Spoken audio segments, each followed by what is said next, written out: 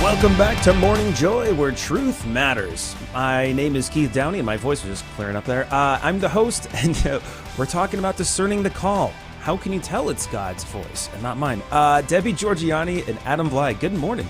Good morning, Keith. Don't feel bad. I've got a little bit of that frog as well. I think it's that virtual frog is attacking all of us. But I don't know how Adam and I are going to follow Dave Vasherez's opening segment. That was just amazing to get us started for Monday. What an interesting story. But we'll try. We'll give it our best shot. So good morning, Adam. Good morning, Deb. How are you? I'm great. I just got back from the Fishers of Men benefit dinner for Guadalupe Radio Network in Washington, D.C., and Joseph Schuler and his team did a fabulous job. We were honoring the Little Sisters of the Poor. It was incredible. You talk about vocations. Archbishop William E. Laurie was there with other priests, and I mean, you felt the need for vocations, the prayer for vocations, you felt so inspired by the Little Sisters of the Poor. It was an incredible benefit dinner in D.C., and it was amazing. But it does get you thinking, Adam, that, we really do need to take this idea of vocation seriously and take it to prayer. And you heard Dave Vasherez's story of his own journey. I have one myself, and you do too, Adam. And let's maybe start there, that our listeners may be thinking they're getting up, they're going to work or doing the things they need to do. And are they really living out their vocation? Do they really understand what a vocation is, how to really discern? And honestly, folks, if you have an interesting, everybody does. We're all unique and we're not created by accident. God has a purpose, a plan, a mission for each and every one of us. So share your story. We're going to open up the phone lines. Call us. Hey, if you're from D.C., Washington, D.C., and you're listening right now, you guys are up and running. I know, because it starts early there. So call us, 877-757-9424. That's the number to call. Tim's waiting to answer the call. It's a real simple call you can make for a few minutes. Here come the calls. That's good. 877-757-9424. Okay, Adam, so take it away, because you know where I'm going with this, Adam. We talk quite frequently about this, and how important it is for people to really live out what they believe God is calling them to do. Sure, Deb. So here's just a couple thoughts, and we could easily talk for an hour on this or more, because it's a wonderful, deep topic that touches on a number of things. It's not simple, but in a beautiful way. So yeah, as I think we've conveyed so far in the show, vocations are a call to what God has created you for, kind of what you are optimized for, the gifts that you have in your life, which, we could call charisms, go along with the vocation that you're called to, and you receive those at baptism, and then they're confirmed at confirmation. But basically, it's a call from God to do what you were made to do. Secondly, and this is really important, and I've run into this over the years many times, discerning a vocation is reciprocal. It's not as simple as saying, well, I think God is calling me to this, so everybody needs to provide for that and give me this job or get out of my way, and I'm going to radically change my life because I woke up today and I feel God's calling me. The way the church approaches vocations is they're reciprocal, meaning you approach somebody in authority in the church and you say, I feel like I'm supposed to do this. And then they say, okay, well, let's look at your life. Let's look at who you are. Let's pray about it. Let's see how we feel in prayer about it. And let's look for the movement of the Holy Spirit that might confirm that, not only in your own heart and mind, but in ours. And also evidence in God's providence in your life that indicates that He's moving you towards this. And two things on that one that's really important is that vocations come in God's time, not in our time. So, as you heard Dave talking earlier, he thought that he had arrived. He was at the place, that he was supposed to work and function, and he felt the timing was right, but it wasn't actually God's time. And so sometimes we have to wait on a vocation for quite a while. And that touches on a caution with vocations, is don't make radical decisions and radically change your life without getting a confirmation of that vocation. Don't leave your family or, sell everything and move to another country to be a missionary. Take things slow, discern them, Know that God's time is usually a gradual process. There are times where he moves fast, sure, but don't feel that you need to rush, because in God's providence, everything is provided for in a timely manner. Now, a kind of a last thing, Deb. Vocations can evolve and they can develop and change over life. So for some people, they take a permanent vow, and that vocation's not going to change. Like the priest who has taken his vows to be a priest, that's permanent, right? But others, like us lay people, we may be called to work in a particular area for God for a season of our life, but then it may evolve and change. Personally, I'm praying that at the very end of my life, I can spend a few years in a hermitage if Jesus wants that for me, if it's his will. I'm hoping for a few years to just sift through life and pray about it, reflect, kind of find the lessons that were in this life. But that may not be his will, and I'm fine with that. But just remember, vocations can evolve and change. Those are my basic thoughts. We could talk about different types of vocations, Right.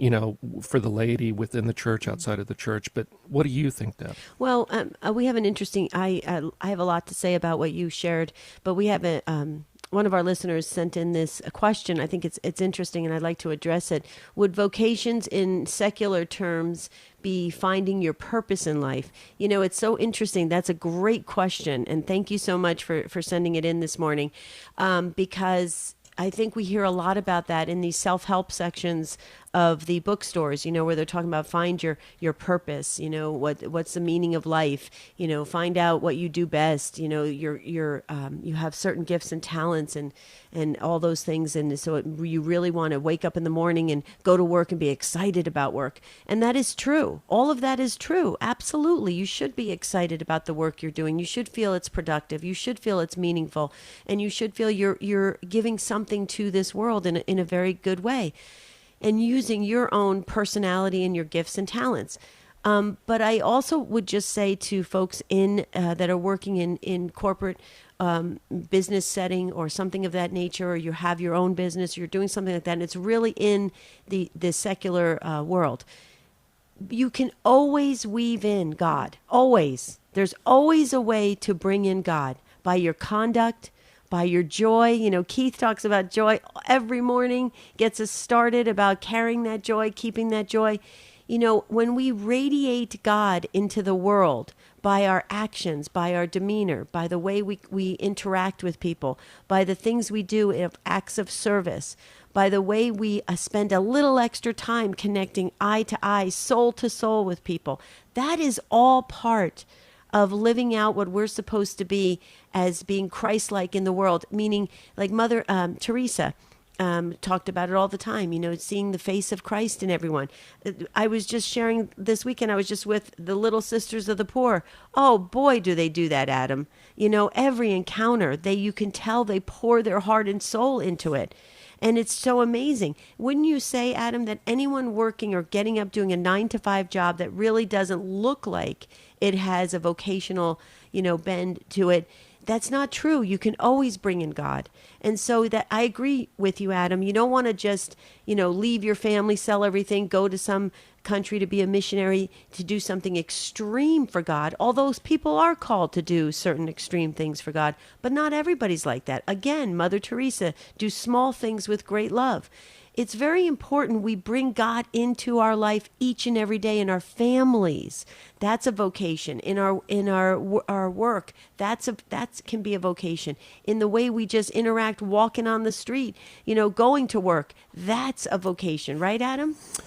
Yeah, I think it was St. Francis. Tell me if I'm remembering this right, Deb. I think it was St. Francis that said, continuously preach the gospel, and if necessary, use words. Okay, so interesting you should say that. Yes, it's attributed to St. Francis, but actually he did it with his life. That's how he lived his life. But it actually he never really said it that way, but he lived it. So they attributed to him. But yes, you're absolutely spot on, and that was the St. Francis way.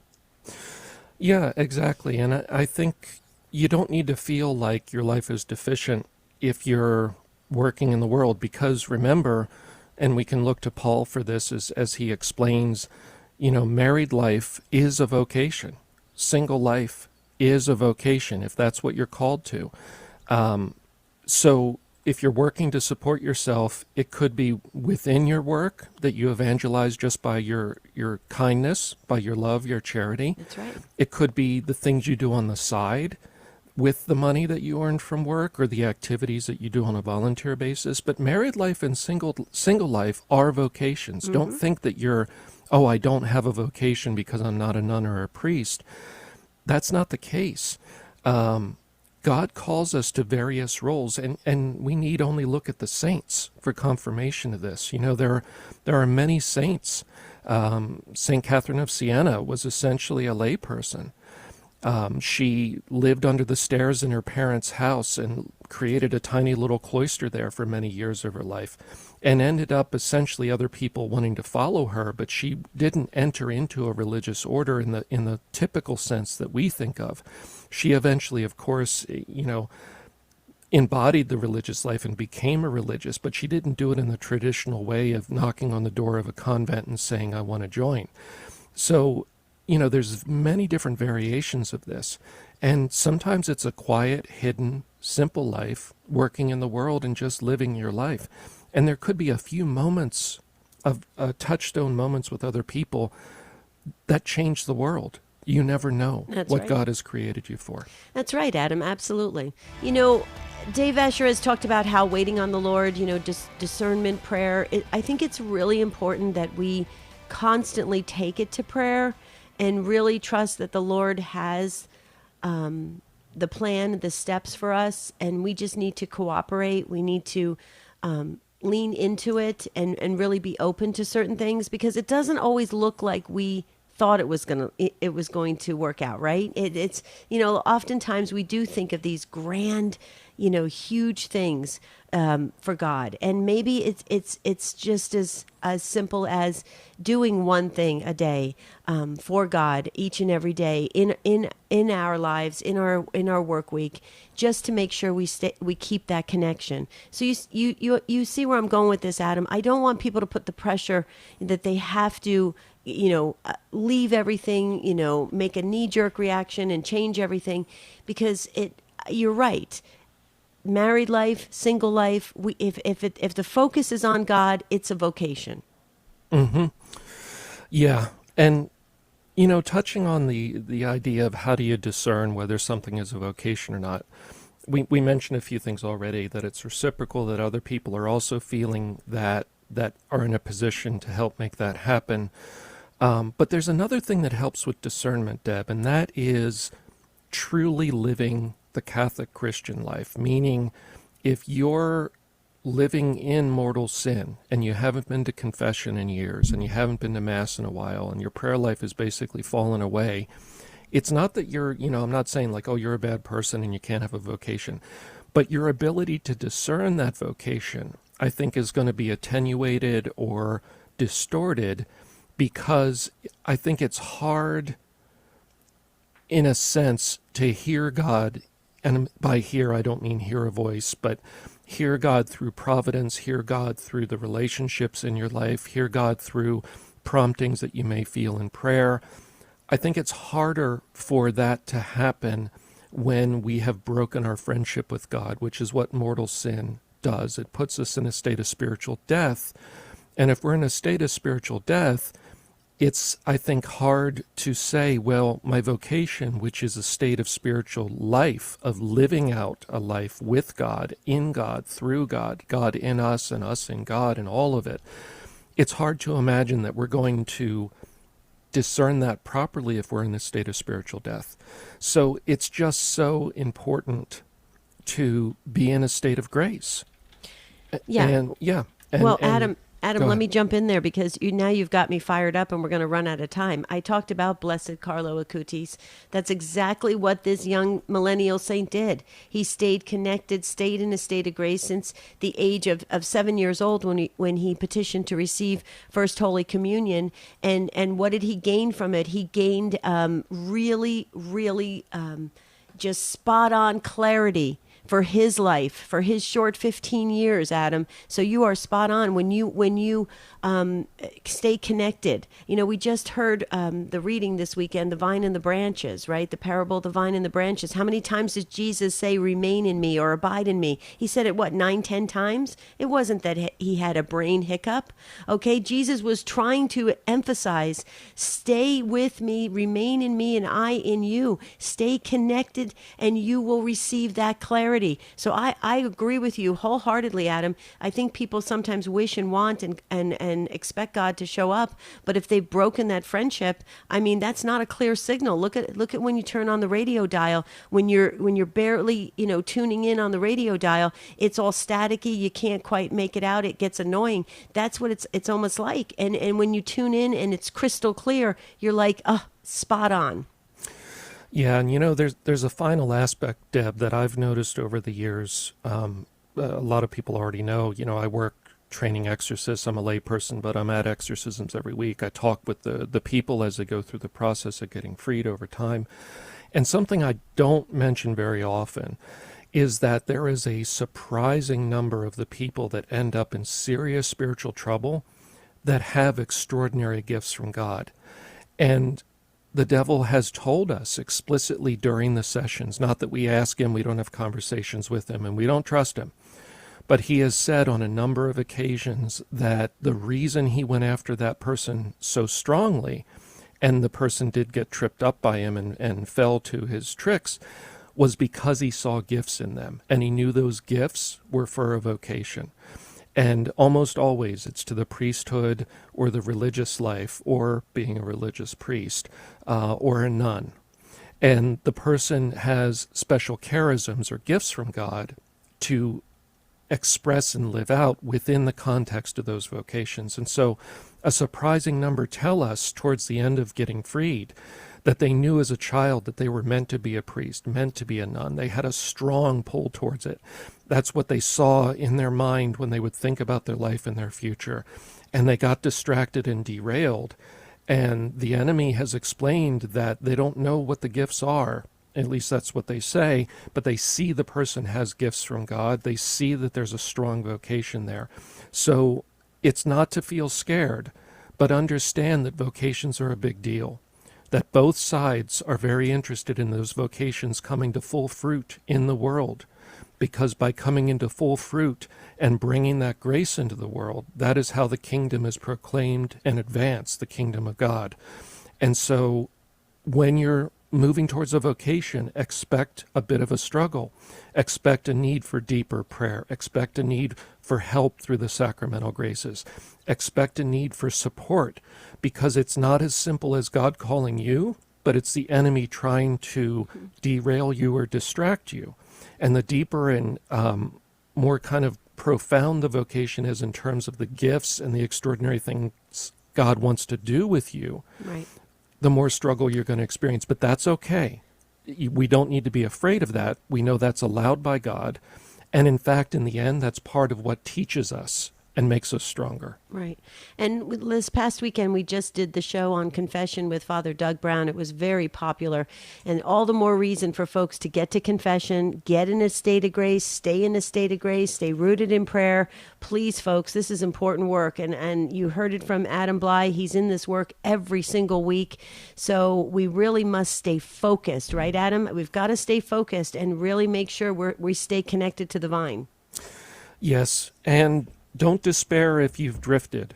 Don't despair if you've fallen away for weeks, months, years. Jesus is always there. God will always bring about as much of your vocation as is possible in the time that you have in life. So never despair. Never say, right, well, I can't pick this up. It's been too long, or I didn't follow it. God will always use you for some good. Right. Awesome. Okay, so that's it for the Next Right Thing for this Monday. Can't wait to hear Monsignor Pope's segment. And so, Keith, with that, we'll send it back to you. Thank you so much, Debbie and Adam. Always a pleasure to have you on every single morning on the Next Right Thing. But before we move any further, just because we didn't get a chance to go through it too slowly there, let's talk about our question of the day and our winner of the day with the Catholic Trivia, Morning Joy's Catholic Trivia. Thank you, Tim, So yes, the winner of Day by Day with St. Faustina by Susan Tassoni is Teresa. Sorry, I should have given you a cue there, Tim. There we go. Everybody cheering. So yes, the question from last Friday. Okay, the answer to the question last Friday. The pelican is used as a symbol of Christ in art because of an ancient idea that the pelican would wound itself to feed its young in times of famine. So that was the answer to Friday, last week's question. And then today's question is, who is the patron saint of those with cancer? Even if you don't know the answer to any of these questions that we're giving, because it's very, a lot of these are rich in tradition. And like me, I grew up as a millennial. I didn't really know too many things about her faith aside from the basics, which is a good thing to have, obviously have firm foundation, but to expand upon that, that's kind of what we like to do here in a fun way. So you got to go to grnonline.com/joy to be able to participate in our question of the day. And there's always a prize, right? So this week's prize is a book, Befriending Your Inner Child by Bria Hannon. And it's a signed copy. Did I pronounce that correctly, Tim? Yeah. Bria Hannon. It's a signed copy of Befriending Your Inner Child. It's written in a compassionate tone by a licensed marriage and family therapist, Bria Hannon. So that is what's on the stake for this week's prize. But coming up next, we're talking with Monsignor Charles Pope, continuing this conversation on discernment and his vocation. We'll see you right after this break on Morning Joy, where truth matters. You're listening to Morning Joy, where truth matters.